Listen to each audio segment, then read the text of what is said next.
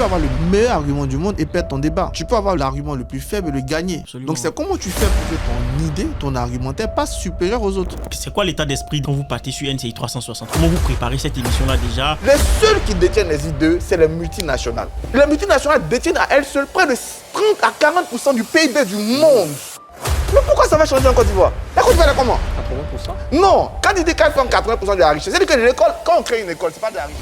Monsieur le Président, le travail de mémoire de l'esclavage et de la colonisation est enfin permis. Les œuvres restituées sans argument normatif de conservation du patrimoine public.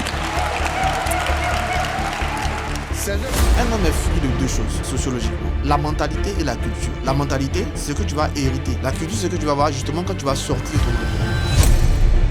Salut à tous, encore un épisode très spécial aujourd'hui. Dans le grand débrief, je reçois le professeur Atu Banga, que vous connaissez sans aucun doute. Mais bon, on n'est jamais mieux servi que par soi-même, donc je vais le laisser se présenter. On va aborder plusieurs sujets ensemble, donc son parcours, des sujets d'actualité. On va parler de ses travaux de recherche. Et bien évidemment, on va aussi aborder la question de ses ambitions personnelles. Donc, restez jusqu'à la fin. Et surtout, pour ceux qui nous découvrent sur cette vidéo, n'oubliez pas de vous abonner et surtout laisser un petit like avant de commencer. Donc, pour ça, Tubanga, bonsoir. Bonsoir. Vraiment, merci d'avoir accepté mon invitation. Ça fait un petit moment que je voulais vous avoir pour échanger, parce qu'aujourd'hui, vous êtes très connu. Je pense que je n'abuse pas si je dis peut-être que vous êtes l'enseignant le plus médiatique en Côte d'Ivoire. Mais moi, je souhaite dans cette vidéo-là revenir dans un premier temps. C'est important de comprendre un peu l'environnement dans lequel vous avez grandi, comment vous avez évolué, qu'est-ce qui fait qu'aujourd'hui, vous avez cette culture politique, cette capacité à mener des débats qui, pour le moins ce qu'on puisse dire, suscitent parfois beaucoup de réactions. On va parler aussi de vos travaux de recherche, notamment un article, vous avez écrit beaucoup de choses, mais un article intéressant que j'ai trouvé qui parle de la relation entre les pouvoirs militaires et les pouvoirs politiques. Je trouve que c'est intéressant de revenir sur ça, parce que j'ai quelques questions là-dessus. On parlera des sujets d'actualité politique, c'est un peu aussi votre spécialité, on va dire, l'opposition, la révision de la liste électorale, le RHDP, et aussi on parlera de vos ambitions. Est-ce que voilà, Tubanga, un jour député, mais on abordera cette question-là. Donc, dans un premier temps, est-ce que aujourd'hui, moi j'ai dit vous êtes enseignant à l'université, mais voilà, j'imagine vous avez d'autres casquettes. Est-ce que vous pouvez vous présenter pour ceux qui nous regardent? Salut, déjà merci de l'invitation. Et puis c'est toujours un plaisir de discuter, d'échanger avec les gens, peu importe les canaux. Je pense que votre canal est aussi intéressant. Ouais. Ça permet de parler à un certain public et sans doute aux plus jeunes. C'est très important. Qu'est-ce que je vais dire de moi? C'est difficile de parler de soi. Je suis, vous l'avez dit, je suis enseignant-chercheur, je suis historien. Je suis arrivé en histoire un peu par passion. Parce que au lycée, déjà, je faisais de la culture générale. J'ai été vice-champion de Côte d'Ivoire génie en herbe. Je crois deuxième joueur du tournoi quand j'étais en première. Là, nous, on était vraiment prêts en terminale, ça n'a pas pu ne pas organiser. Donc, mais bon, j'étais déjà très, très passionné de culture. Et donc, après mon bac, un bac D, tout de même, tout le monde pensait que j'allais faire de l'économie, des sciences et tout. Je pensais que je devais écouter mon cœur. Et comme je suis un gros paresseux, je pensais qu'en revenant en histoire, ça me fait moins de travail avec le bagage que j'avais acquis en culture générale.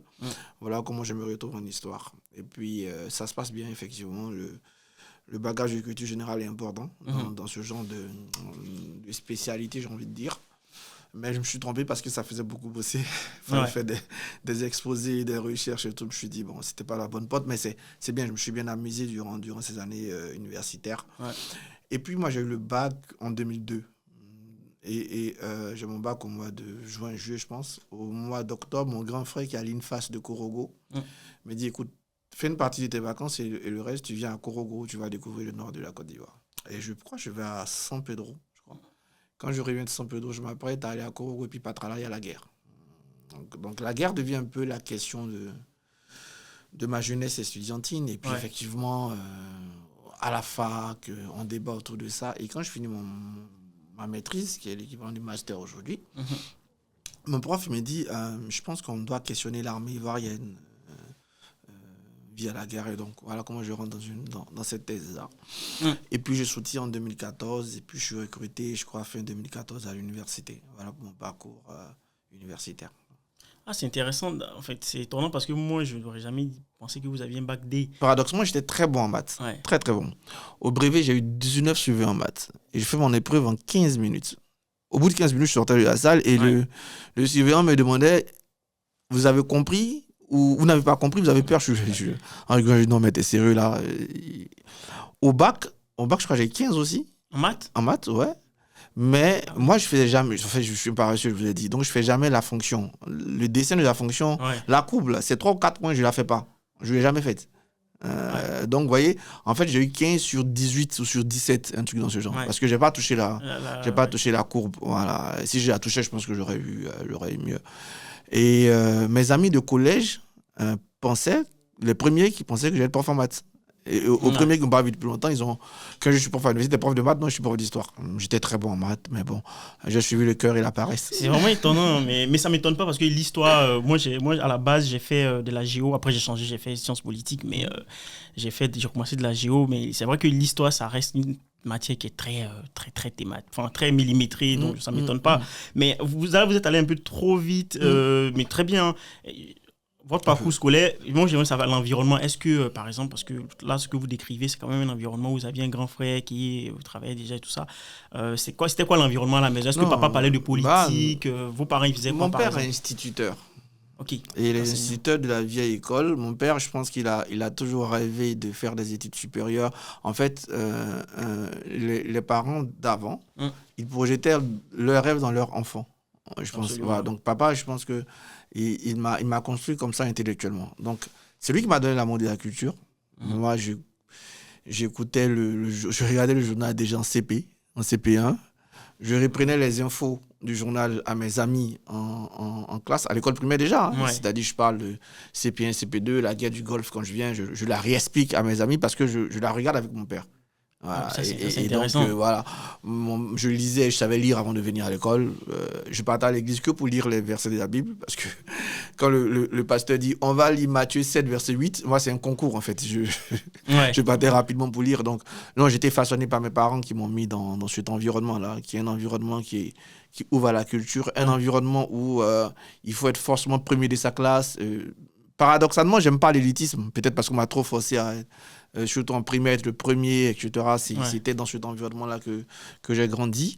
Et dans un environnement de débat, parce que mon père, c'est vrai qu'il a des fondamentaux auxquels on ne touche pas, mais pour le reste, il est très ouvert, même jusqu'à aujourd'hui. Si je vous dis qu'il y a des positions que je prends à la télé qu'il ne partage pas, mais il ne me condamnera jamais parce que je ne les partage pas. Il peut me condamner sur la forme, sur le temps, sur le truc, mais jamais sur ce que je pense. Donc je pense que ces deux choses-là, je suis né dans cet environnement-là. Après, au collège, au lycée, j'étais moins bon dans les résultats parce que je quittais mes parents. Mon père institut. Il était à l'épée, je me retrouvais à Bingerville, la Liberté, mais tous mes profs savaient. Au lycée garçon. Au lycée garçon, voilà. Et donc là-bas, j'ai tout de suite eu la chance de pouvoir montrer mon niveau de culture générale. Et j'étais dans des classes où on aimait beaucoup débattre. On débattait de sport, ASEC, Africa, Royal, tout ce que vous voulez. Et d'ailleurs, je suis beaucoup sportif, je parle beaucoup de sport. Une fois, Malik m'a demandé de venir faire son émission de sport CNC. Malik, journaliste. On débattait beaucoup de politique. Voilà, et je disais, à l'époque, on m'appelait déjà en classe de seconde, on m'appelait Petit Bédier. Parce que dans les débats, j'incarnais un peu le PDCI déjà au lycée. On va y revenir d'ailleurs, au rapport PDCI. Donc, j'ai toujours été dans ça. En fait, les gens qui me connaissent, honnêtement, je te fais cette anecdote. J'ai un ami avec qui je fais la troisième, qui est médecin à Corogo, qui s'appelle B.C. Marc Blanchard. On ne s'était pas revus depuis 99-2000, je crois, depuis la troisième, la seconde. On s'est revus en 2022. 22 ans après. Et quand il me voit, il me dit, à chaque fois que je regarde les émissions, que les gens s'énervent, moi je ris parce que c'est ce que je suis en fait. Il n'y a pas de différence en réalité. Tous ceux qui me connaissent, tous ceux qui ont fait le lycée avec moi, c'était la même chose à la fac. À la fac, avec des amis comme Annie Cézanne, Laurent Swanga, mais c'est nous qui faisions les débats tout le temps. Moi, on finissait les cours. On était pressés de venir en cours parce qu'après le cours, on allait se retrouver à débattre. C'était l'année de la guerre. Pour la petite anecdote, je me rappelle avec Anissé, un pote qui est aujourd'hui prof à l'université de Bouaké. Prof d'histoire aussi. Okay.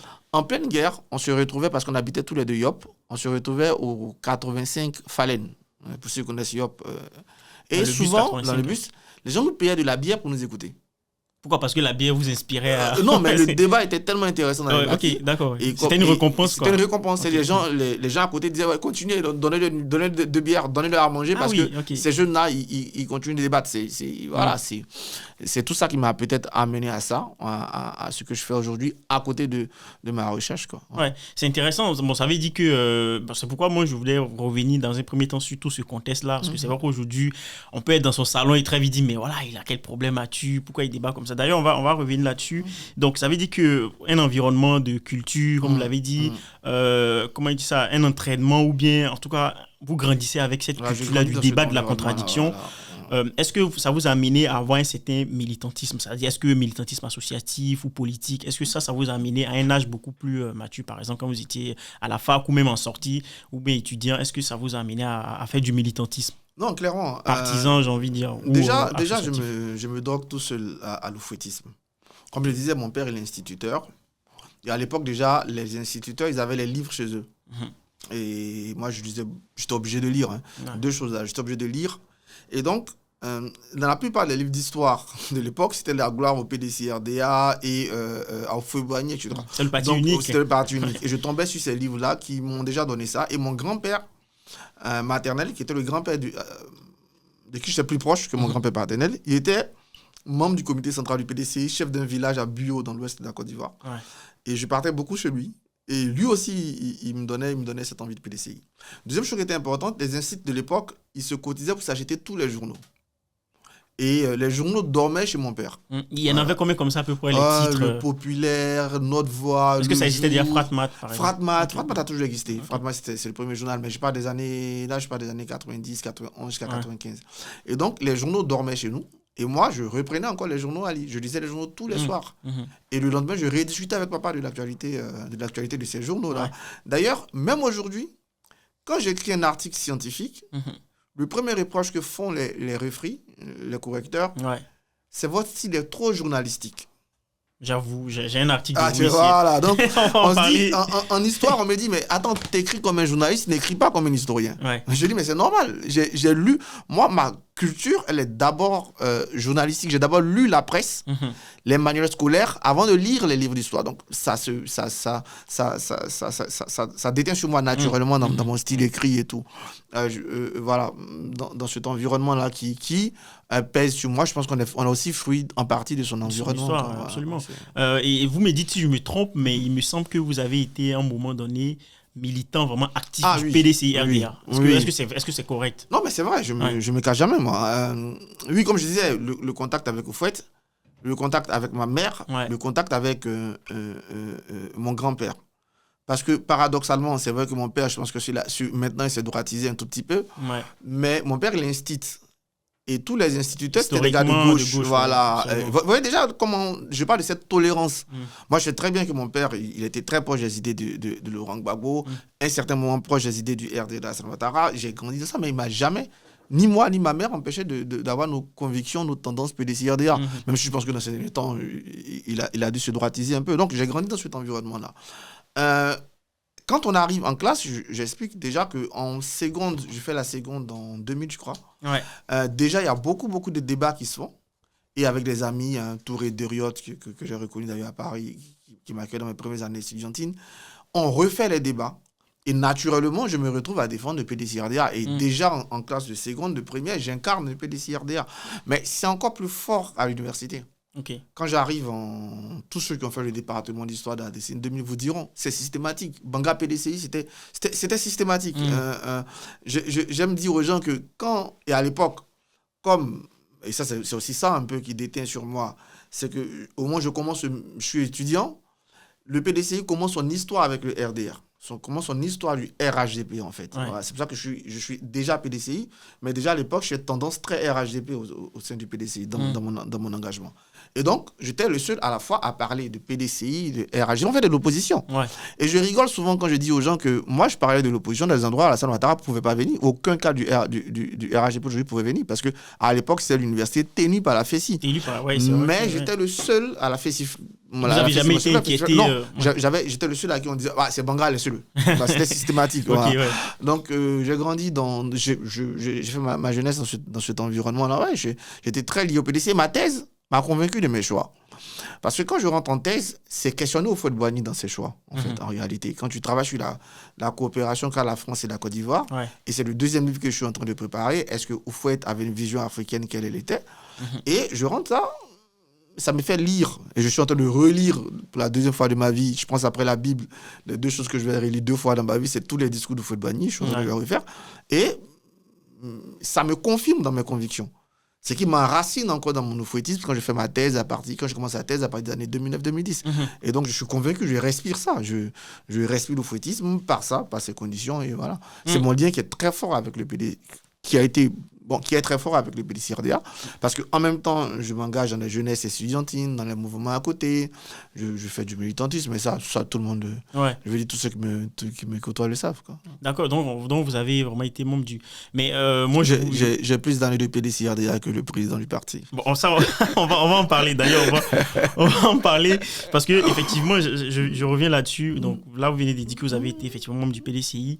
Moi, je vous lis, et il se trouve que, bon, à un moment donné, vous avez officiellement quitté le parti. Actuellement, parfois, vous êtes quand même un peu sévère. Qu'est-ce qui fait que vous êtes fâché avec votre ancienne famille? Fondamentalement, à la base, c'était quoi la rupture, l'objet de votre rupture avec le PDCI? Mon premier refroidissement qui n'a pas engagé la rupture, c'est la fin du RHDP. Comme je vous ai dit, pour moi, la place, et je le pense jusqu'aujourd'hui, la place du PDCRDA n'est pas avec le FPI, le PPACI. On n'a rien à faire avec cela. Pour moi, c'est clair. Notre place, si on doit être dans un mouvement d'alliance, c'est avec la droite oufouettiste. Tous les partis qui sont issus du PDCRDA. Le RDR est issu du PDCRDA, l'UDPC est issu du PDCRDA. Donc notre place, elle est là-bas. Ça, c'est le premier truc. En 2018, on part. On quitte. Bon, je comprends, parce qu'on ne peut pas être dans un mariage où il n'y a qu'un qui en bénéficie. Donc, quand on quitte le RHDP parce qu'il ne veut pas nous donner le pouvoir en 2020, je trouve ça normal. Je ne veux pas tout le temps te donner le pouvoir, autant me battre pour le prendre. Et donc, moi, je suis d'accord pour quitter. Même si je pense qu'on doit le faire, on quitte, il n'y a pas de souci. Je suis même d'accord pour perdre. D'ailleurs, quand on quitte, ceux avec qui je parle, je leur dis, on va perdre en 2020, mais ce n'est pas grave. On ne peut pas une élection en 2020, et en 2018, j'ai 34 ans. C'est pas grave pour moi, pour un jeune de 34 ans, de perdre une élection, même 2-3 élections, c'est pas grave. À l'époque, juste pour une parenthèse, à l'époque, vous occupez quelle place au sein de l'appareil Au sein de l'appareil, je suis l'assistant de celui qui est d'abord commissaire technique chargé des commissions techniques, secrétaire chargé des commissions techniques. Donc, c'est nous qui travaillons le programme. On écoute. C'est très structuré, le PDCI, à l'époque. C'est-à-dire, au PDCI, par exemple, une commission de transport. Cette commission de transport doit réfléchir sur quelle est la politique du transport du PDCI. Et nous, comme on chapeautait toutes les commissions, on les reçoit. Ok, donc c'est quand même assez central dans l'organisation. On vient, on leur dit, bon, le transport a tel problème. Et je ne sais pas si ça existe aujourd'hui, c'est pour ça que c'était d'abord avec Dagobert Bonzio, qui a bien structuré, et puis Ndri. Et c'est comme ça que ça... Narcisse. C'est comme ça que ça fonctionne, le Toumoudi. Tu viens, tu dis, aujourd'hui, commission de transport, voici les problèmes qu'on a. Et la commission de transport vous dit, nous, on a réfléchi. Voici ce qu'on propose au PDCRDA. Donc vous avez ce poste-là. Exactement. Moi, voilà, j'assistais le Indri qui centralisait ça. Et avec un de mes amis, on l'aidait à centraliser, à noter, à dire oui, ça c'est une bonne idée, ça c'est pas une bonne idée, ça c'est une bonne idée, ça passe, ça passe pas. Et quand on finissait, on devait remettre au secrétaire exécutif qui lui allait faire un deuxième travail d'approfondissement, de demander combien ça va coûter, etc. Voilà. Donc, on faisait tout ce travail, on l'a commencé, je crois, en 2017. Donc, nous, on était dans l'élection de 2020. Ok, d'accord. Moi, j'étais dans l'élection de 2020. Et Indri me disait toujours, bon, toi, prépare-toi, parce que je pense que dans les porte-parole du parti, tu y seras. Ah ouais, donc vous auriez pu être aujourd'hui à la place de Brédoumi, par exemple. Non, dans les débats. Ok, d'accord, pour défendre le projet. Et même en début 2020, Indri me rappelle. Il me dit, ouais, mais c'est bon, on ira là. Est-ce que tu es prêt? Mais j'avais déjà acté. Je ne suis pas d'accord. Pourquoi? Parce que j'estime qu'on va perdre. Très honnêtement, je pensais qu'on allait perdre. Sauf à rassembler autour de nous toute opposition. Mais je voulais qu'on perde avec un candidat qui peut nous faire gagner ensuite. Ok. Ouais, c'est-à-dire reculer pour mieux sauver. Voilà. On pouvait perdre avec Billon, avec Tano, c'était pas un problème pour moi. Voilà. Comme j'étais jeune, donc tu t'en fous. Voilà. Mais quand je sens que Bédié sera un candidat, je dis à mon patron, moi je n'y vais pas. Je ne fais pas ça parce qu'au même moment, en fait, pour être très honnête, au même moment, il y a 2 brèches qui sont ouvertes. Comme je commençais à produire des articles dans la presse, je voyais que la presse voulait entendre ce que je dis. Et je m'étais dit que si je dois être crédible, la casquette militante peut m'empêcher de grandir dans cela. Absolument. Donc, parce que vos articles, c'était sur vos travaux de recherche. C'était sur mes travaux de recherche, Absolument. mais on commençait déjà à me demander au-delà des questions de défense, des questions politiques et tout ça. Absolument. Déjà, même des ministres d'autres pays qui étaient en passage en Côte d'Ivoire me recevaient pour me demander qu'est-ce que vous pensez de la Côte d'Ivoire. Je m'étais dit que si ça doit percer, il faut que je n'ai pas de casquette militante. Ok. Voilà. Et donc ça, c'était une très belle aubaine. Je me suis dit, bon, écoute, puisqu'on fait des choses qui ne me plaisent pas, je laisse tomber et je pars sur quelque chose d'autre qui pourra me permettre d'avoir de l'influence. Mais avec l'idée, tout le monde sait que j'ai grandi ici, c'est un peu la famille. Et c'est pour ça que je suis parti. Et deuxième chose, j'ai une autre opportunité plus technique, c'était d'être en cabinet ministériel. Et donc, les deux ont fait que c'était plus facile de m'éloigner. C'était quel cabinet? J'étais au ministère de la Sécurité et de l'Intérieur. À l'époque, c'était... C'est toujours lui, le général Vagando. Ah, ok, d'accord, très bien. Donc, ok. Et vous travaillez encore au cabinet? Non, c'était l'histoire. Ok, donc ce que je comprends, c'est que vous êtes parti parce que vous avez voulu vous concentrer plus sur vos activités, mais sur la base d'un désaccord. Voilà, c'était une belle opportunité parce que moi, je voulais partir, il y avait ça. Ok, d'accord. S'il n'y avait pas ça, peut-être que j'aurais ravalé le couleuvre, je suis resté. Parce que j'avais envie aussi de m'éclater, d'être un bon choix, voilà, de faire quelque chose. Quitter le PDCI pour ne rien faire, ça allait être plus compliqué. Surtout que même si je n'étais pas vu, comme vous voyez, je n'étais pas officiel, je n'avais pas de place, mais dans une box, je pense que je réussissais à impacter des choses sur le parti. Mais donc qu'est-ce qui fait que cette famille-là, pour laquelle vous avez travaillé, parce que de ce que je comprends, vous n'étiez pas un militant, monsieur tout le monde, voilà, vous travaillez sur le programme, qu'est-ce qui fait qu'aujourd'hui vous êtes autant fâché? Parce que parfois vous êtes quand même un peu, j'ai envie de dire, un peu dur quand même dans vos sorties. Moi, je vous regarde parfois notamment sur X, Twitter, où vos sorties sont parfois un peu tranchantes, non, vis-à-vis de la direction actuelle. Qu'est-ce qui fait que vous êtes fondamentalement en opposition à la direction actuelle, en quelques minutes? Non, fondamentalement, je pense que le PDC a réussi une chose incroyable. Quand Henri Konan Bédié décède, on a tous peur du fait que le parti meure avec lui. Parce qu'il est une personne incroyable, qui a une influence incroyable, qui gère le parti depuis 1993 et qui, sans même dire un mot, mobilise. Donc, tout le monde, je pense, se pose intérieurement cette question, que deviendra le PDC? Je pense que c'est la deuxième réussite du PDC, c'est passer Henri Konan Bédié. Mais pourquoi le PDC a réussi à passer Henri Konan Bédié? Parce que le PDC respecte ses textes. Parce que dans les textes du PDC, c'est très clair. On a dans ces conditions-là le plus ancien des vice-présidents qui dirige le parti pour 6 mois. On réussit par les textes et on bafoue les textes pour la suite. On va prendre quelqu'un qui ne respecte rien, mais absolument rien des textes, à qui on confie le parti. Et moi, je dis déjà, c'est pas... tout ce qui se passe aujourd'hui, je pense qu'aujourd'hui, on est en train de parler, le PDC est en procès. Mais je le disais déjà à l'époque. On va parler de ça d'ailleurs. Je disais à l'époque, ce que vous êtes en train de faire va poser des problèmes. Va annuler tout ce qu'il y a de positif pour le parti. Voilà, donc c'est clair. À partir de ce moment-là, je trouve que ce qui a permis au PDCI de vivre, c'est le respect des textes et on le bafoue.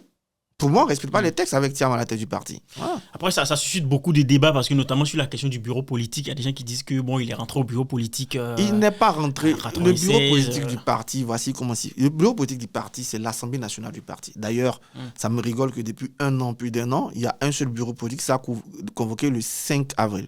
Donc, dans quelques années. Depuis qu'il est président, il bafoue le bureau politique. Qui est l'instance... Il y a une date qui est définie dans le texte. Oui. Il n'y a pas le bureau politique, on peut le convoquer. J'explique.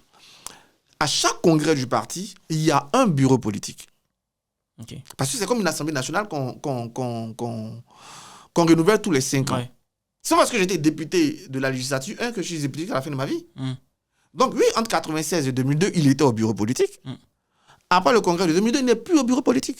Ah oui, ce que vous dites, c'est que le bureau politique, en fait... Il est fini. Il se renouvelle. D'ailleurs, il se renouvelle. D'ailleurs, Bédié le renomme au bureau politique en mai 2023.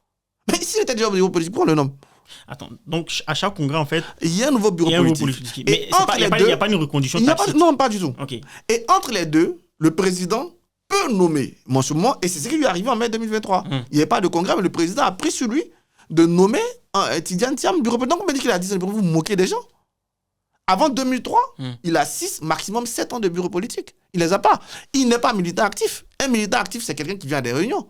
Depuis 1999, sa dernière réunion, ça doit remonter à 1999. Il n'est pas à jour de ses cotisations. On fait un truc là, on lui dit de payer 23 années de cotisation. Mais si chacun des militaires attendait 23 ans pour payer ses cotisations, comment le parti allait vivre durant ces 23 ans? Non, mais il y a des violations claires et évidentes des textes du parti. Et ça, je ne l'ai jamais toléré. Ok. Voilà. D'accord.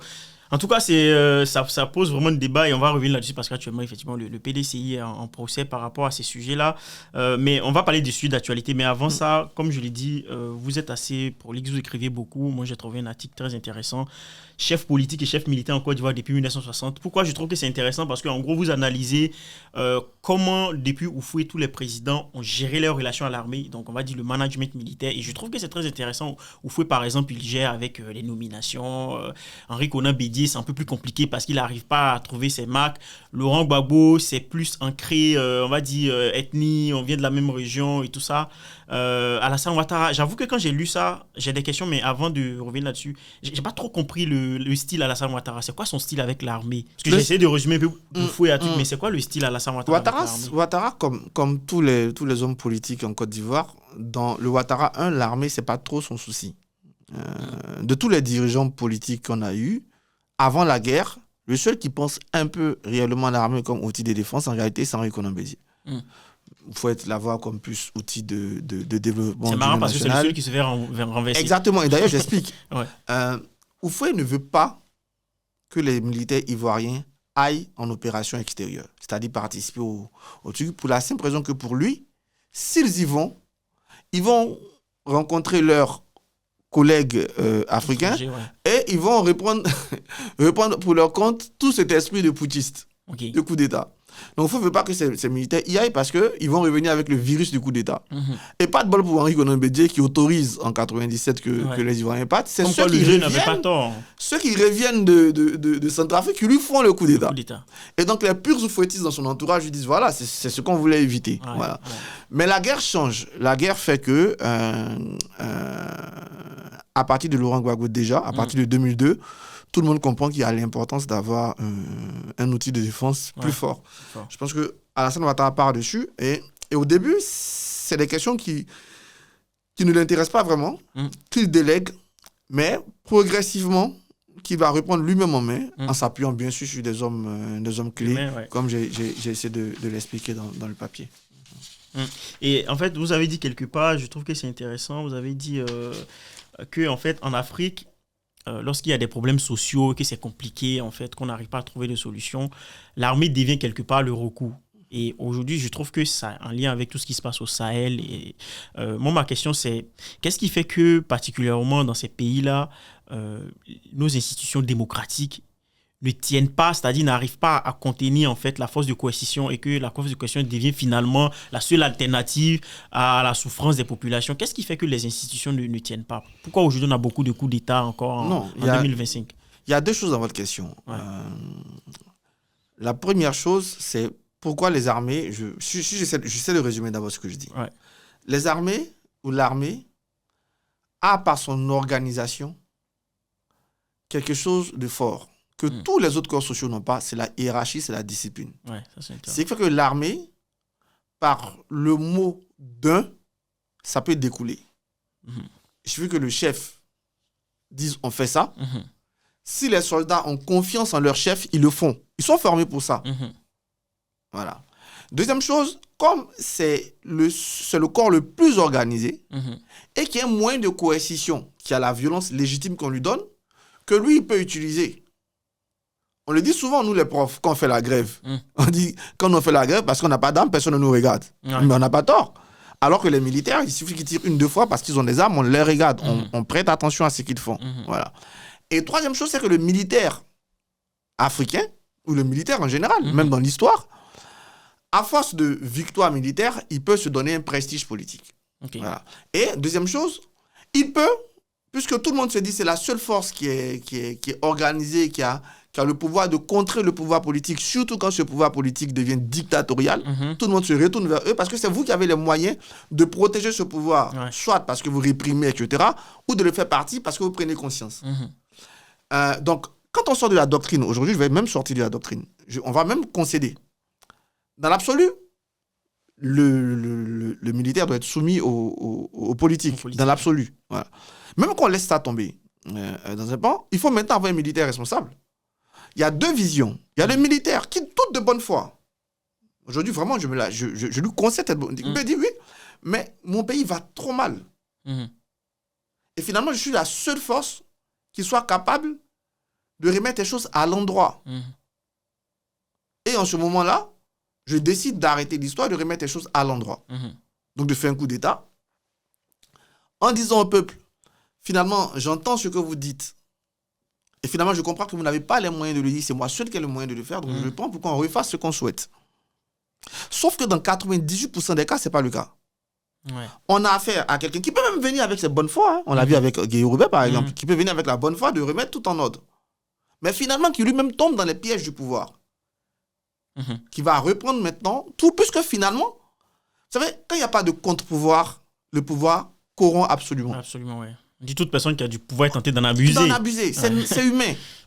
C'est pour ça que c'est très important d'avoir des contre-pouvoirs. Sauf que quand un militaire prend le pouvoir, il n'a plus de contre-pouvoir. Ben oui, parce que... Ou les seuls contre-pouvoirs sont à l'interne et les éliminent. Quand vous regardez un coup d'État, très rarement, le numéro 1, le numéro 2, le numéro 3 restent. On l'a vu en Côte d'Ivoire. Hein. Après, par l'enfant et autant de fuis, etc. Parce qu'il y a un qui va venir dire « Ah, mais attention, c'est pas pour ça qu'on a fait le coup d'État. » Et puis on dit « Allez, oh !» Dégage, ouais. Voilà, tu comprends. Ouais. Donc c'est ça le souci aujourd'hui. Le gros souci qu'on a. Même quand on tolère, parce que moi je ne tolère pas déjà à la base, mais même quand on tolère, on a affaire à des gens qui n'ont pas de responsabilité ou qui oublient finalement leur mission, qui se prennent pour le pouvoir et qui font souvent pire. Parce qu'un pouvoir, quand tu le prends, c'est là que la démocratie elle est belle. Tu vois, j'entends souvent des gens dire mais si le pouvoir change, mais je suis un démocrate. Si le pouvoir change, j'aurais changé démocratiquement. Est-ce que vous entendez au Sénégal ou bien au Ghana, on poursuit quelqu'un? Non. C'est quand le pouvoir change de façon antidémocratique, qu'en ce moment on cherche à taire les gens. Donc, au bout d'un moment, celui-là, il va vouloir protéger son pouvoir et faire taire tous ceux qui s'y opposaient. C'est ça le problème en fait. C'est qu'il devait venir rectifier, ne rectifie pas, peut-être empire la situation. Voilà, en gros. Ok. Et donc... Alors... Mais les coups d'État sont alimentés, là je suis bien d'accord, sont alimentés par les faiblesses, les failles des pouvoirs, et souvent ils n'étaient même pas démocratiques d'ailleurs. On a longtemps expliqué les coups d'État par le manque de démocratie. Donc, on s'est dit qu'avec la démocratie qu'on va instaurer en 90, on n'en aura plus. Sauf que malheureusement, soit parce qu'ils ne sont pas démocratiques, soit parce qu'ils ne réussissent pas à apporter des réponses aux attentions, aux attentes de la population, ils peuvent alimenter des coups d'État, bien sûr. Et donc aujourd'hui, vu le contexte sous-régional et tout ce qu'on est en train de dire, pour vous, qu'est-ce qui va nous permettre, parce qu'aujourd'hui, quand on va dans des pays comme la France où on est actuellement, après je ne compare pas parce qu'il y a des centaines d'années d'histoire derrière, mais qu'est-ce qui va nous permettre à un moment donné de figer ce pouvoir civil-là qui finalement arrive à ne pas se faire menacer par le pouvoir militaire? Parce que je ne pense pas, sauf vraiment... je ne pense pas qu'aujourd'hui en France, on risque d'avoir par exemple un coup d'État ou même aux États-Unis, je ne sais pas. Donc qu'est-ce qui va nous permettre d'arriver à ça finalement pour vous? Parce qu'on aurait eu une culture démocratique. Et une culture, ça se construit. C'est pas d'un coup. Voilà, c'est pas d'un coup. À partir du moment où on aura plus de pratiques démocratiques dans nos États, à partir du moment où les institutions, on aura plus confiance en nos institutions dans nos États, à partir de ce moment-là, oui, on sera moins exposé à des coups d'État. Pourquoi dans un pays comme le Sénégal, si on veut des coups d'État, on va pas réfléchir parce que justement, d'abord, première chose, l'armée sénégalaise a été toujours républicaine. Quand en 68, les jeunes Sénégalais sont dans la rue, le chef d'état-major de l'époque vient voir Senghor pour lui dire « Ah, voici ce que les jeunesses attendent. Senghor lui dit « Ah, bah, si ça vous... donc, prenez ma place. » Il dit « Non, je ne suis pas venu faire un coup d'État. Je viens de vous dire, moi, en tant que militaire, ce que j'entends dans la rue. Je vous conseille de le faire. Parce qu'en ce moment-là, chacun sait sa place. Et parce que le système démocratique permet aux citoyens lambda de se dire ok, moi j'étais au Cap-Vert l'année passée, mais le chauffeur de taxi m'a dit chez nous c'est pas un problème, on te vote, tu fais mal, on te vote plus. Parce qu'il a confiance en l'urne, il a confiance en cette expression. Et si on ne construit pas ça, malheureusement, on va toujours, je suis bien d'accord, on va toujours laisser la porte ouverte à des gens qui vont empirer encore notre situation. C'est pour ça que quand on parle d'évolution de nos institutions, de confiance dans les institutions, ça doit être un travail perpétuel. Et je le dis souvent, quand moi je connais quelqu'un qui est nommé à la tête d'une institution, je lui dis, parmi tes missions, il y a créé la confiance que la population peut avoir en toi. Voilà. Si la population a confiance à son institution, ici on est d'accord, on ne fait pas de coup d'État tout simplement parce qu'on se dit, ok, Macron qu'il continue en 2027, je ne le vote pas. Ouais. Ou bien même j'attends les législatives pour lui montrer déjà que je ne suis pas d'accord. Ouais. Voilà, donc... C'est une très belle transition parce que là, on va rentrer un peu sur des questions d'actualité. Vous parlez de construire la confiance et aujourd'hui, pour le moins qu'on puisse dire qu'en Côte d'Ivoire, s'il y a une institution qui vraiment est au centre des débats et de tout ce qui est confiance, c'est la CEI. Moi, j'avoue que du point de vue d'un jeune Ivoirien qui a moins de 30 ans, donc qui découvre un petit peu tout ça, je ne comprends pas la logique de la CEI parce qu'au Sénégal, par exemple, c'est une direction décentralisée du ministère de l'Intérieur. Et donc, la CEI, je comprends que ça a été une institution de sortie de crise. Aujourd'hui, pour vous, je ne vais pas refaire le débat de est-ce que la CEI est crédible ou pas, ça on sait, mais est-ce que pour vous, aujourd'hui, une institution comme la CEI est justifiée en Côte d'Ivoire? Bon, je vais te faire un peu d'histoire, justement. Quand on commence les élections, elles sont organisées par le ministère de l'Intérieur, comme en France, exactement. Les opposants de l'époque estiment que le ministère de l'Intérieur est trop inféodé à l'État, au parti, au pouvoir, etc. Donc, il faut un élément autre qui puisse garantir la transparence des élections. Okay. Parce que le préféré serait sur l'ordre de son ministre et lui-même sur l'ordre du président. Et quand il y a le coup d'État, le PDC n'en veut pas. Voilà. Quand il y a le coup d'État de 99, on part donc sur ce mécanisme. Voilà.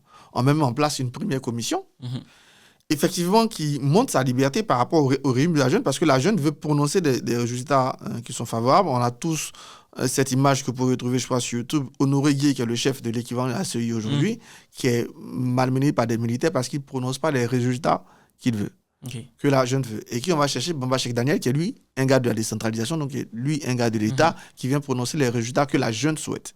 Sauf que rue, etc., est part. Durant la guerre, on a estimé, parce que la CEI qu'on a aujourd'hui, elle est dans une logique de sortie de guerre. Elle est dans une logique de solution, en fait, à la guerre. On a estimé que l'un des problèmes majeurs, c'est la confiance dans l'institution qui va organiser l'élection. Et donc, les partis politiques, à travers tous les accords, ont eux-mêmes fixé les mécanismes de transparence qu'ils ont souhaités.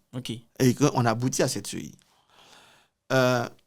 Malheureusement, il y a encore des gens qui la contestent. Et malheureusement, on n'est pas sorti de la crise électorale. Parce qu'en 2010, d'ailleurs, on a eu 3000 morts. En 2015, un peu moins. Je pense qu'il n'y avait pas trop d'enjeux. En 2020, on n'était pas loin de la centaine de morts. C'est-à-dire que le problème, il persiste. Mais est-ce qu'il persiste du fait de la CEI? Est-ce qu'il persiste du fait des hommes politiques? Est-ce qu'il persiste du fait des Ivoiriens? Il y a un peu de tout ça. Quelle est votre position? Pour moi, il y a un peu de tout ça.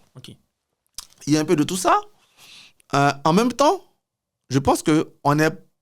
Si on demande au ministère de l'Intérieur, si on revient à la case du ministère de l'Intérieur, comme c'est le cas à peu près au Sénégal. Au Sénégal, il y a une commission, mais qui travaille avec les outils de l'État. Exactement, oui. Voilà, mais c'est les outils de l'État qui travaillent. Je pense que, malheureusement, on n'a pas encore un niveau de confiance en nos institutions. C'est clair, ouais. Voilà, qui fait que on peut tout confier à l'État. Je pense que la crise de confiance sera plus grave qu'avec la CEI. Voilà. Même si, comme je l'ai dit, j'ai eu un petit passage au ministère de l'Intérieur, je pense qu'on a des préfets, des sous-préfets qui sont des hommes de valeur, qui savent faire de très très bons rapports, qui savent vraiment te donner l'aperçu d'une ville, d'une société. Et de toute façon, un préfet, un sous-préfet, ils traversent les régimes. Donc, on pourrait y retourner. Aujourd'hui, le gros problème qui se pose aujourd'hui, à mon avis, c'est que les gens qui décrivent des choses dans la CEI sont plus dans une logique politique bashing que dans une logique constructive. D'autant plus que la CEI elle-même, dans son fonctionnement aujourd'hui, donne des outils de contrôle. Je m'explique. J'ai un pote qui met sur les réseaux sociaux que sa mère qui est décédée et son père qui sont décédés sont encore sur la liste électorale, donc elle n'est pas crédible. Ça, c'est une façon de voir. Je comprends. Il y a une façon de voir qui dit, OK, la période du contentieux, justement, c'est de nous aider à épurer la liste en venant déclarer ton père et ta mère qui sont décédés. Voilà. Quand on me dit qu'un mort peut voter, la CEI, elle a mis en place à la fois un président d'assesseur, un président de bureau, 2 assesseurs, qui sont supposés être 3 citoyens honnêtes, plus les représentants des partis politiques.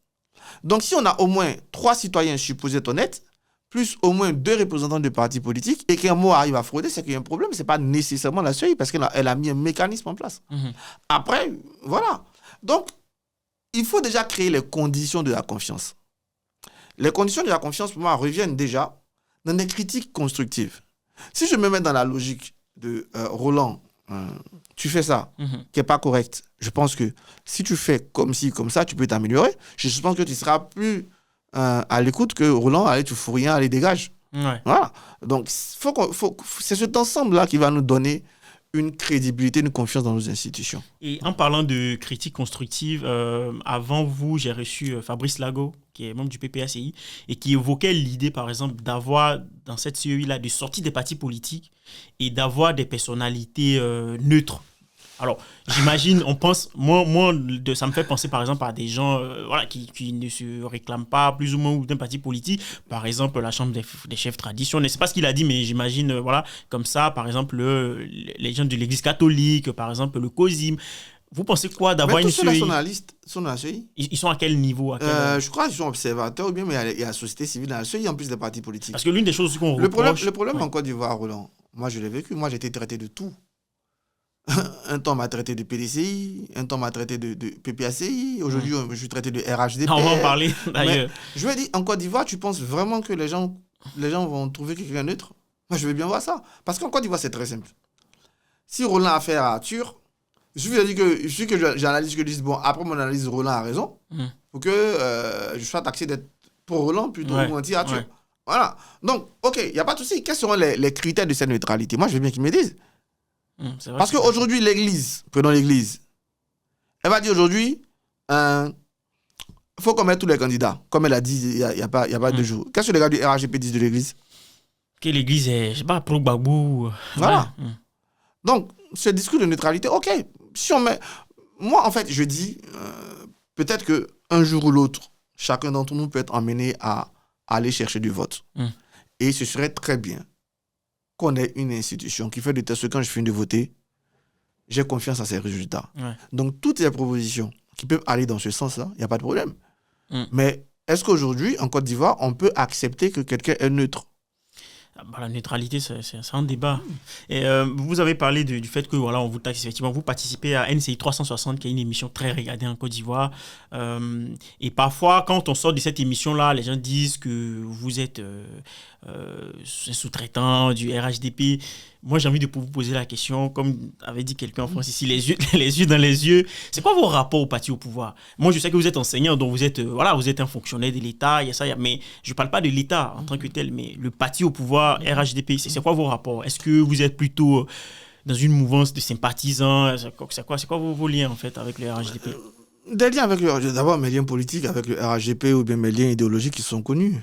Je lui ai dit, j'ai été militant du PDC-RDA. Donc là, je parle du RHDP version à la Ouattara. Non, je viens. Donc, dans cette période-là, il y a plein d'amis que j'ai connus au RHGP qui sont là. Mais si vous lisez le dernier livre de Zemmour, et d'ailleurs, je le dis aux gens du PDC ou du PAC, vous ne comprenez rien.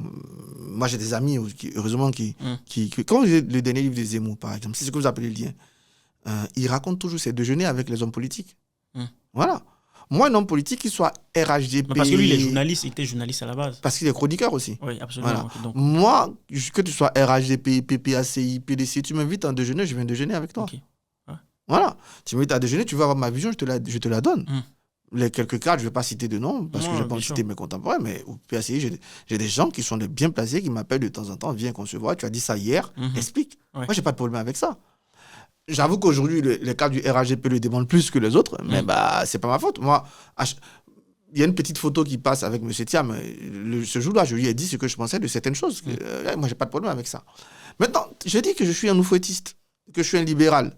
Donc, idéologiquement, je suis proche du RHGP, tout comme du PDCI d'ailleurs, plus que d'être plus proche de Charles Blé Goudé, je sais pas, d'Afin Guessan, de Laurent Gbagbo et consorts. Oui, c'est bien, on peut les avoir. Après, est-ce que je participe à une stratégie du RHGP? Non. Okay. Quand vous dites stratégie, vous pensez à quoi? Non, parce que quand les gens disent que je suis sous-traitant, c'est pour dire que le RHGP veut dire des choses, donc ils passent par toi pour te les dire. Non, j'ai mes idées. Si nos idées coïncident, tant mieux. Voilà, on en parle, on reparle. Sur ce point-là, oui, nos idées peuvent coïncider. Donc, en ce moment, oui. Mais elle coïncide avec plein de gens et il y a des moments où je ne suis pas d'accord, je le dis. Et dans NCI 360, je voulais qu'on parle de ça en 5 secondes. vous participez à cette émission-là et très souvent, vos sorties sont très remarquées. Enfin, vous ne passez jamais là-bas sans qu'après ça fasse le débat. Moi, j'ai envie de savoir, c'est quoi l'état d'esprit quand vous arrivez? Est-ce que vous arrivez en vous disant, les gars, aujourd'hui, on va faire le show? C'est quoi l'état d'esprit déjà quand vous partez sur NCI 360? Comment vous préparez cette émission-là déjà? Et surtout, voilà, comment vous faites les choses dans ce sens-là? Bon, quand je prépare une émission, NCI 360 avec toi ou avec chose, il y a des émissions que je prépare vraiment. Parce que là, la thématique peut être nouvelle, etc. Mais quand tu me dis, on va parler de la CEI, ça c'est le sujet que j'aborde tous les jours. Je n'ai pas bien de préparation spécifique. Voilà. Mais quand j'ai une émission à préparer, quand on m'envoie le sujet, je regarde ma compréhension du sujet, ce que je pense du sujet.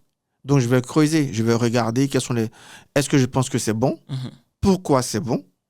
Quelles sont les faiblesses? Est-ce que dans mon argumentaire, je vais montrer à la fois les forces et les faiblesses? Ou est-ce que parce que je pense que c'est bon, je vais montrer que les forces? Il y a ça qui arrive. Si je viens à une émission, par exemple, où je vois qu'il y a 3 ou 4 personnes qui vont déjà montrer la faiblesse d'une idée que je soutiens, je ne vais plus revenir sur les faiblesses. Je vais me concentrer sur les forces, il y aura des gens pour le faire. Après, du moment où tu viens dans un débat où il y a force contre faiblesse, il te revient un à toi. Parce que l'idée, je dis ça souvent à mes étudiants, je dis l'idée, ce n'est pas que tu peux avoir le meilleur argument du monde et perdre ton débat. Tu peux avoir l'argument le plus faible et le gagner. Absolument. Donc, c'est comment tu fais pour que ton idée, ton argumentaire passe supérieur aux autres. Et donc, dans ce moment-là, le débat est un combat. Donc, moi, je vais chercher les stats qui vont me permettre d'être plus à l'aise face à toi. Je vais rechercher ce que l'autre a dit de ce sujet. Quelles sont les faiblesses qu'on peut percevoir dans ce qu'il dit. Quelles sont les forces qu'on peut percevoir dans ce qu'il dit. Comment l'emmener à ne pas dire ses forces. Comment l'amener à rester sur les faiblesses. Il y a un débat, par exemple, si c'est que l'argument 1, tu seras à l'aise sur l'argument 1, c'est à moi de faire en sorte qu'on reste assez sur l'argument 2. C'est à moi de faire en sorte que quand tu veux parler de l'argument 1, je te ramène à l'argument 2. Ça, c'est parce que je pense que si on reste sur l'argument 1, ton argument va passer. Mais ne compte pas sur moi pour donc, vous assumez un côté un peu théâtral. Non. Après, comme je dis, je débat sans filtre. C'était peut-être ça ma faute. C'est que 2 choses. Je t'ai parlé de l'éducation au débat. Cette éducation au débat s'est accompagnée de regarder des émissions occidentales. Et d'ailleurs, j'ouvre une parenthèse. Je vous laisse terminer là-dessus parce que très souvent, quand vous sortez de NCI, on vous dit oui, vous êtes impoli, je mets des guillemets. Et je vois que parfois vous répondez en repostant par exemple des débats qui se déroulent. Donc, est-ce que, je finis sur la question et je vous laisse terminer, est-ce que vous pensez qu'il y a un enjeu culturel dans le débat? Le fait qu'on vous dise que vous êtes impoli, quand vous dites telle personne est un menteur, alors que bon, oui, moi je vis en France, je regarde la télé, je sais que c'est des choses qu'on peut entendre. Est-ce que vous pensez qu'il y a ce volet culturel? Un homme est fruit de 2 choses, sociologiquement. Il y a la mentalité et la culture. La mentalité, c'est ce que tu vas hériter. On va dire par exemple, tu es chrétien, parce qu'à 90% du temps, tu es d'abord né dans une famille chrétienne. Donc ça, c'est ta mentalité, c'est l'héritage. On dit, bon, par exemple, les BT, ils sont comme ci, et tu l'es, parce que tu es dans cet environnement. Ensuite, il y a la culture. La culture, c'est ce que tu vas voir justement quand tu vas sortir de ton environnement. Tu es chrétien de base, mais tu as croisé des musulmans qui t'ont convaincu, donc tu deviens musulman, parce qu'en ce moment, ta culture a pris le dessus. Mais l'homme est le mélange de tous ces deux-là.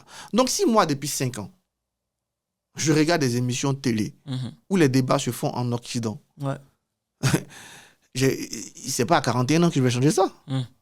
Donc, c'est tout à fait normal que moi, ça ne me choque pas. Après, si toi, tu es dans un environnement où on ne dit pas ça, on choisit ses mots, on caresse les nez, je dirais que vous pouvez, certainement, vous dire que c'est des valeurs africaines. Ok, moi, je n'ai pas de problème avec ça.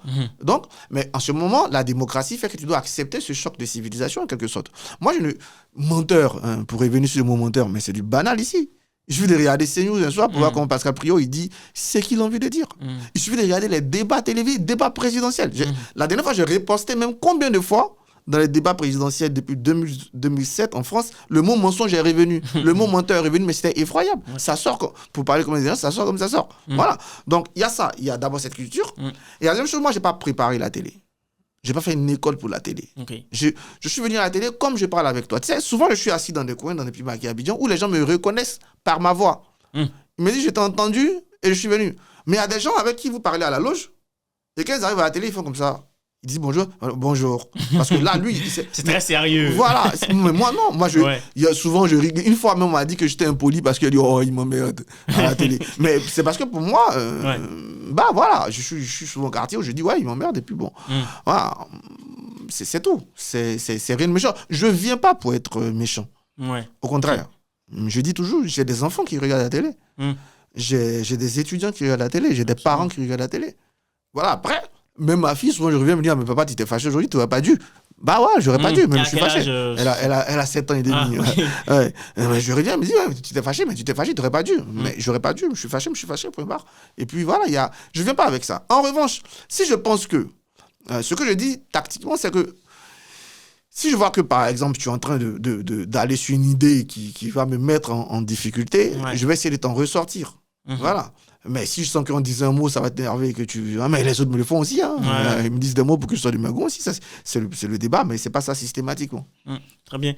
Et on va aborder la question des élections, et puis après, on parlera de vos ambitions, si vous pensez faire des choses plus tard dans ce sens-là. On va avoir des élections en octobre 2025. Vous êtes déjà exprimé dans plusieurs médias là-dessus. Moi, la question que j'ai envie de poser, c'est aujourd'hui, quel est votre état d'esprit par rapport à ces échéances-là? Est-ce que vous êtes optimiste sur ce qui va se passer d'ici? Parce que moi, il y a 2 semaines, j'étais à Abidjan et la plupart des gens qu'on rencontre, qui ne parlent pas de politique sur la place publique, mais dans leur salon, on sent quand même une inquiétude. Moi, mes parents qui me disent ne reviens plus avant, avant 2026. Donc, vous, en tant qu'acteur, parce que vous êtes à votre dépend, aujourd'hui acteur du débat politique en Côte d'Ivoire, vous, comment vous sentez ça? C'est quoi votre état d'esprit? C'est normal que les gens soient en crainte quand il y a une élection en Côte d'Ivoire et bien en Afrique. Parce que quand vous prenez les élections en Côte d'Ivoire, 90, on a eu du grabuge. 95, on a eu des morts. 2000, on a eu du grabuge et des morts. 2010, du grabuge et des morts. 2015, ok. 2020, du grabuge et des morts. C'est normal que quand on arrive en 2025, tu crains.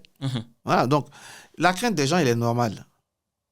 Quand en plus, les discours qu'on entend, c'est revanche, c'est 6 va devenir 9, si on va se voir, on va se laisser et tout ça, oui. C'est normal qu'on a des discours qui alimentent cette peur et cette tension. Cela dit, moi j'ai dit toujours, j'ai déjà dit arrêtons de nous faire peur. Parce que moi j'ai confiance en la Côte d'Ivoire. J'ai confiance aux Ivoiriens. Je suis presque certain que les Ivoiriens, dans leur écrasante majorité, il y a toujours une minorité qui veut du tohu-bohu. Mais dans la majorité, je pense qu'il y a des gens qui sont soucieux d'avoir de la paix. Et souvent ce souci d'avoir de la paix me décourage parce que c'est un souci qui les rend, pour certains, passif. Faites votre élection pourvu qu'on ait la paix. Alors voilà. Ça, c'est une paix négative, je ne suis pas d'accord. J'aurais aimé qu'ils participent. Et je pense qu'ils vont participer. J'en viens. Et deuxième chose, c'est que, oui, les gens n'ont plus envie de revivre ça. Aujourd'hui, quel Ivoirien qui va encore vouloir aller prendre un fusil ou bien une machette, aller sur son voisin, le taillader? Bon. Franchement, moi, c'est des choses que, quand je regarde ça, je me dis, je suis confiant. Je suis confiant dans l'avenir. Et je communique cet optimisme et cette confiance. C'est clair que cet optimisme et cette confiance doivent être entretenus. Doivent être entretenus par un environnement, par des institutions qui suscitent la confiance, etc. Oui, il faut qu'on travaille à ça. Si on ne travaille pas à ça, évidemment, les oiseaux de mauvais augure auront plus de chances que nous. C'est pour ça qu'on va travailler à apaiser les discours, à créer de la confiance, à créer du rassemblement. Deuxième chose qui me rend, autre chose qui me rend plutôt optimiste, c'est, je pense que quand même les Ivoiriens ne vont pas rater la chance de choisir la route qu'ils doivent prendre pour ces 5 prochaines années. Je pense qu'ils le feront. Tout ça, tout cet environnement pose un autre problème par rapport aux jeunesses. Aujourd'hui, on dit qu'il n'y a pas beaucoup de gens qui s'inscrivent parce que tout ce discours-là n'intéresse pas les jeunesses. Ça fait que les jeunes, ils ne savent pas pourquoi ils vont voter. S'ils doivent aller voter pour que le 6 devienne 9, s'ils doivent aller voter pour qu'on fasse un match retour, s'ils doivent aller voter pour qu'on se laisse, s'ils doivent aller voter pour que cette fois, l'on se voit. Mais je fais une confidence, Roland. J'ai un proche, j'avais très proche, qui m'a dit qu'il hésitait à s'inscrire sur la liste. Finalement, je l'ai convaincu de s'inscrire sur la liste. Il a voulu me le faire à Boisseau, donc je l'ai à Boisseau, je lui ai donné son transport, il est revenu. Et on l'avait appelé pour lui dire qu'il y avait un souci. Il fallait qu'il lui donne sa pièce. Quand il m'a consulté, je lui ai dit non, ne donne pas ta pièce. Il y aura le contentieux. Garde tout ce que tu as comme élément qui prouve que tu t'inscris et au contentieux, tu verras, tu feras tes vérifications. Donc, avant de venir, je demande, mais attends, justement, tes vérifications, tu les as faites? Mais non, ça ne l'intéresse plus. Je me dis, pourquoi ça ne l'intéresse plus? Et il m'a sorti, c'est exactement. Mais lui, il a suivi un peu les débats politiques, là, il n'y a rien qui l'intéresse. Il ne sait pas pourquoi il va voter. Et qu'il pense même qu'il n'aurait même pas dû aller s'inscrire. Je suis obligé de refaire un travail citoyen. Pour lui dire au moins, vérifie. est ton nom sur la liste, et après, si tu veux, tu votes pas. Pourquoi je l'ai fait? Parce que la campagne, l'élection, c'est aussi de l'émotion. La campagne est intéressante parce qu'il y a 2 semaines où tout est bloqué, où c'est meeting, c'est débat, c'était... Ça peut permettre à tous ceux qui disent c'est pas mon problème, de retrouver l'envie de venir participer au débat, de trouver l'envie de faire des choix, d'être séduit par des programmes, d'être séduit par des hommes, de revenir aux élections. Voilà, donc, l'un dans l'autre me rendre confiant. Et vous étiez la dernière fois sur une chaîne France 24, vous avez dit, justement, vous venez de le dire un peu plus dans d'autres thèmes, que la jeunesse n'est pas très intéressée. Vous avez décrit un environnement, on va parler par exemple de socialisation un peu primaire, comme ça, la politique. Aujourd'hui, quel est votre point de vue sur la formation politique des jeunes en Côte d'Ivoire? Et je parle de formation politique d'abord académique et ensuite militante. Je dis ça parce que en France, on a les instituts politiques, on a tout un environnement académique qui prépare déjà des gens à avoir une culture politique. Et en plus de ça, on a les associations. Aujourd'hui, comment vous voyez ça en Côte d'Ivoire? Parce que moi, je pense que c'est aussi l'une des solutions à ça. C'est quoi votre position là-dessus? Moi, je dis toujours aux jeunes, parce qu'on m'invite beaucoup justement dans ce cadre associatif. Là, je dis toujours aux jeunes aujourd'hui, si nous on avait ça à notre époque, je pense qu'on serait allé plus loin en politique. Aujourd'hui, vous prenez l'Institut Amadou Coulibaly, par exemple, qui donne des formations. Vous prenez la Konrad Adenauer qui fait des formations. Vous prenez la Friedrich Ebert qui fait des formations. La Neumann qui fait des formations. La Fondation de l'innovation de la démocratie que je dirige en Afrique de l'Ouest qui fait des formations. Sans oublier les petits clubs qui invitent à des conférences. Il y a tout un écosystème pour un jeune qui veut s'intéresser à la politique ou tout simplement au monde associatif de se faire. Sur le plan universitaire, on a beaucoup plus de facs qui font de la science politique, qui font de l'histoire politique. Il y a beaucoup de travaux.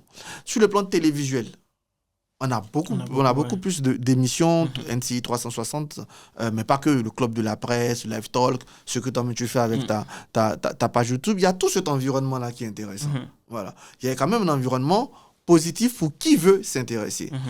Le truc, c'est que ceux qui tentent de regarder, justement, souvent se retrouvent, surtout dans les trucs grand public.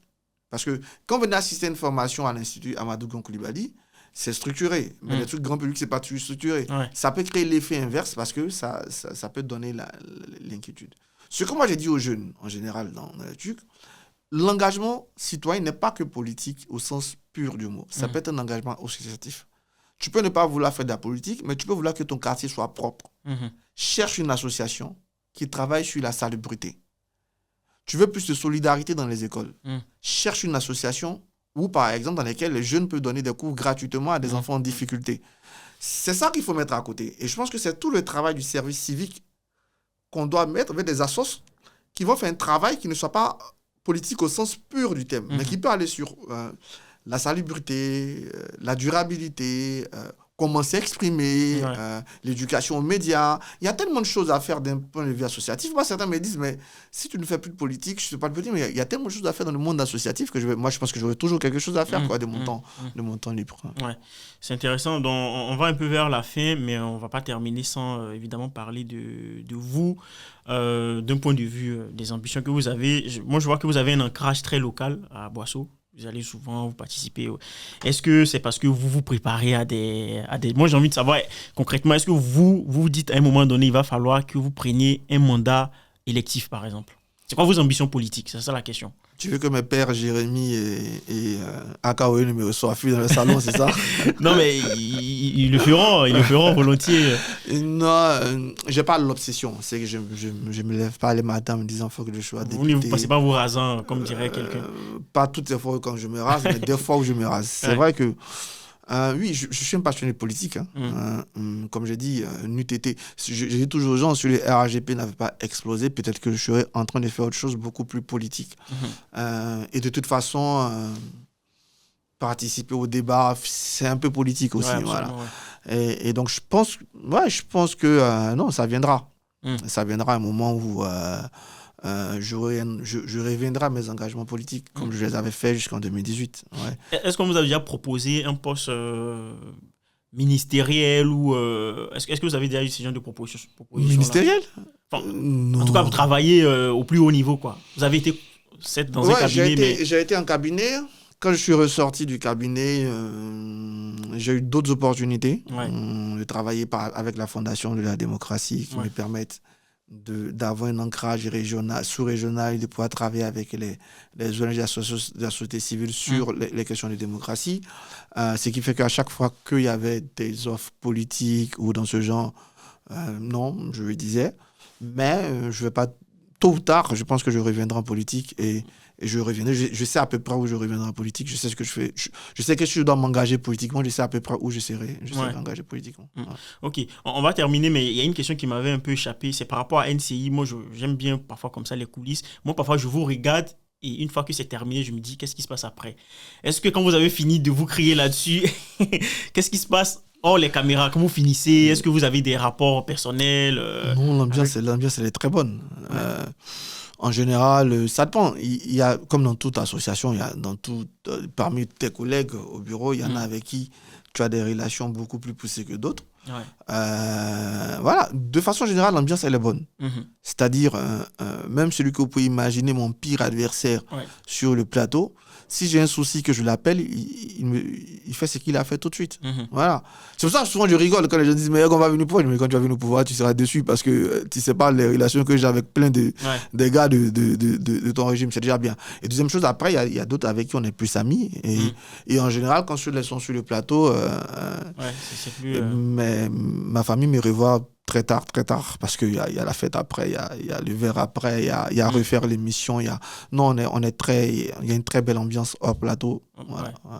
On est pratiquement à la fin, en tout cas pour tout ce dont je voulais parler, on a pu aborder tous les sujets. Est-ce qu'il y a un sujet en particulier que vous souhaitez aborder ou un point sur lequel vous souhaitez revenir particulièrement? Non, je pense qu'il faut se réjouir des débats en Côte d'Ivoire. Et là, ce mot, c'est même pas moi, j'ai l'habitude. Souvent, il y a des gens qui veulent venir participer au débat qui disent mais on va m'insulter, on fait sinon, mais c'est le prix à payer, mais c'est encouragé. C'est pour ça que j'ai beaucoup de respect pour. Même ceux avec qui je partage pas beaucoup on n'est pas tout le temps d'accord, mais je suis très admiratif. Tu m'as dit que Fabrice Tago était passé avant moi. Tu m'as dit, tu as vu, c'est très bien. Je pense que des gens comme ça sont utiles pour notre société. Ils sont des gens qui permettent le débat et qui permettent même aux gens de se corriger. Et c'est très bien qu'on ait ça dans nos sociétés aujourd'hui. Et c'est pour ça que tout le travail que fait NCI 360, Ali, c'est un travail intéressant, qui est un travail qui marque notre dynamisme démocratique sur lequel il faut continuer. La deuxième chose, je vais dire qu'on a une élection qui, pour moi, va montrer au monde entier qu'on est guéri ou pas. Donc, on doit, pour moi, faire tout ce qui est possible. Ouais, il y a des pays comme le Ghana, le Sénégal, le Libéria, le Bénin, qui réussissent des joutes électorales. Moi, c'est encore une tache noire que la Côte d'Ivoire ne réussisse pas une vraie élection. C'est vrai que c'est particulier à la Côte d'Ivoire, ça. Faut qu'on réussisse en 2025. Et puis, comme je dis, pour rigoler, moi, je n'ai pas peur de la démocratie. Parce que c'est lui qui gagne en démocratie. C'est ce qu'il doit à la démocratie, c'est qu'il doit la renforcer. Donc, pour moi, comme certains disent, non, mais quand les citoyens peu de 9 de mai, tant que ce n'est pas la démocratie, je sais que la personne qui va arriver sera contente de mon rôle démocratique. Et donc, c'est pour ça que j'insiste sur le fait qu'on ait des changements démocratiques, si changement il doit y avoir, mais au moins qu'on reste dans cet esprit démocratique, dans cet esprit constructif, parce qu'à la fin, on est en train de construire une nation. Il faut que tous, autant que nous sommes, essayons de participer à la construction de la nation ivoirienne qu'on veut. Moi, personnellement, je pense que, je te l'ai déjà dit, je suis un engagement beaucoup citoyen. Il va continuer. Est-ce qu'il va se transformer? Probablement oui, quand je ne sais pas exactement. Ouais. Bien, Anthony, c'est la fin de notre discussion. En tout cas, merci d'avoir accepté cette invitation et merci pour tous ceux qui ont regardé vers la fin. J'ai ouvert le programme de souscription pour devenir membre de la chaîne. N'hésitez pas à rejoindre si vous pensez qu'on peut continuer à produire de telles émissions. Et surtout, pour ceux qui ont regardé jusqu'à la fin, n'oubliez pas de vous abonner, de laisser un petit like et surtout de me dire ce que vous en pensez en commentaire. Et on se retrouve très prochainement avec un autre invité qui, sans aucun doute, va vous plaire. Merci.